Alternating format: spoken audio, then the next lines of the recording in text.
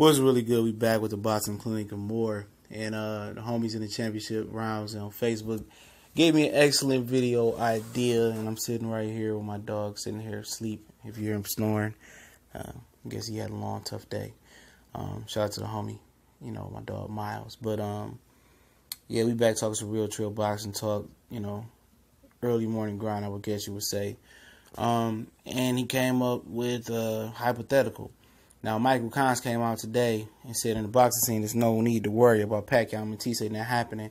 It's going to happen, and I guess he's saying they got the funds and all of this and all of that. All right, that's cool. But I said don't. And Bob Arum wants to make Matisse and Crawford, you know. And Bob Arum worked some of his top-rank magic with his money.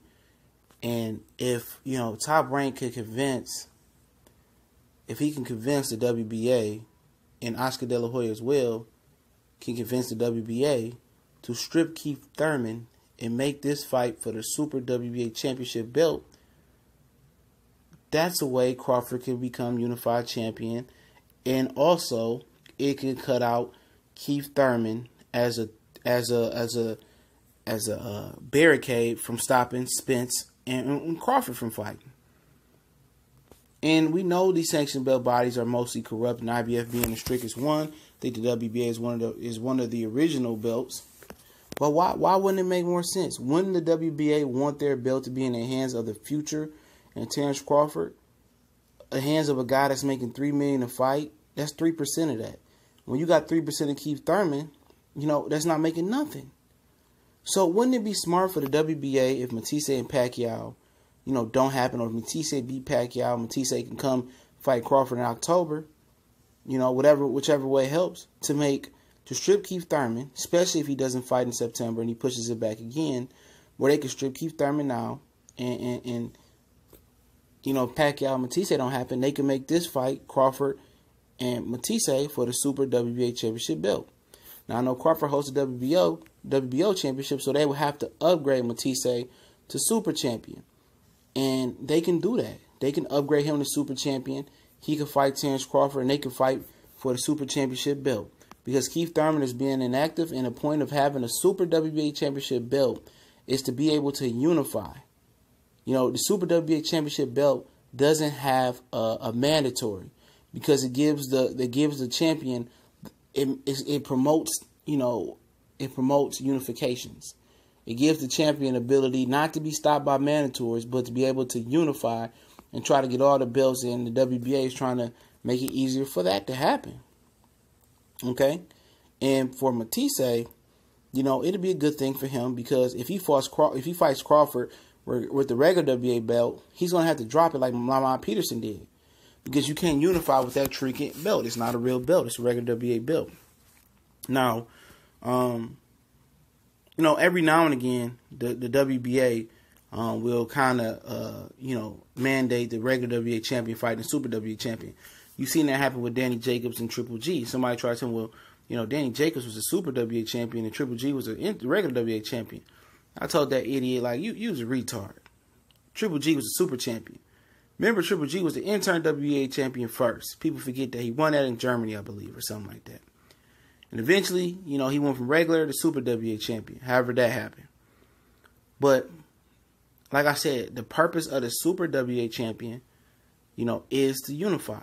Now, the WBA champion with Danny Jacobs and Triple G, you know, and you've seen it with Tank and Albert Machado, the purpose of the WBA champion, the regular WBA belt and the Super WBA belt, they was trying to get back down to one belts. The WBA actually relocated to Brazil, wherever the president's daughter was going to college at, like Brazil, South America, somewhere like that. I can't remember.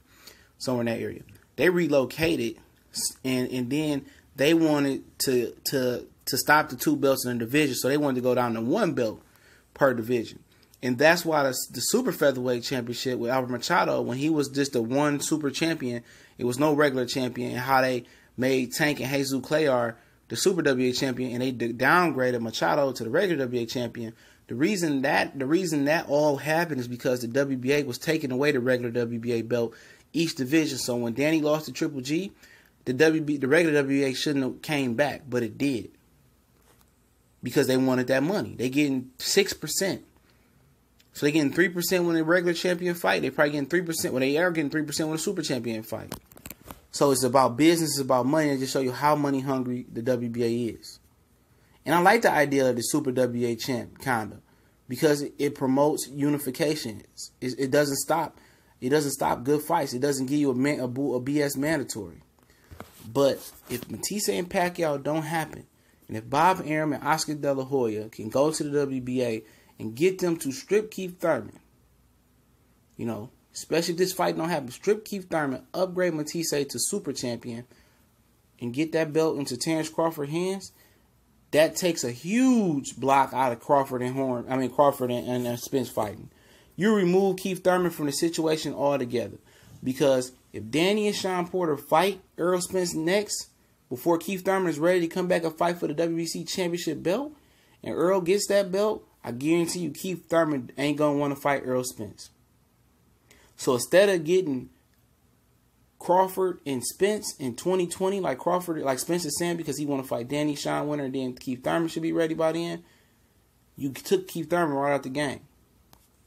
You took Keith Thurman completely out the game, and you've evened up the tables to make a more equal negotiation for a fight. Because what they was planning to do is Errol Spence was going to come with 3 belts, which I don't really care.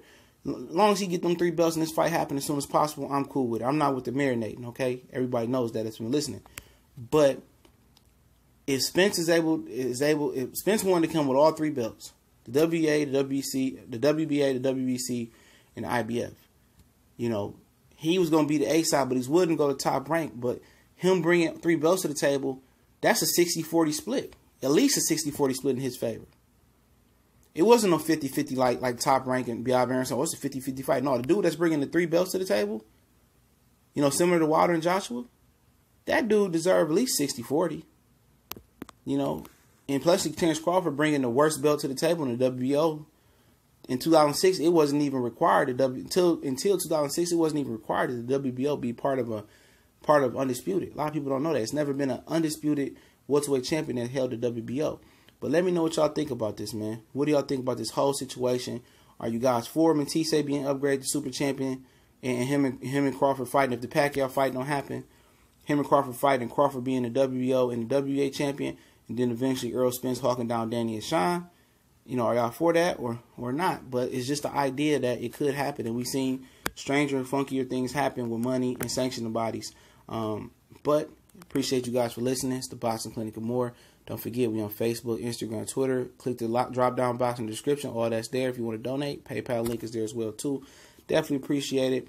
Subscribe, hit the bell icon when you upload and go live. We go live at least once a day. And also share. It's your boy Goodfella. Y'all know what it is. One time for the one time. We gone.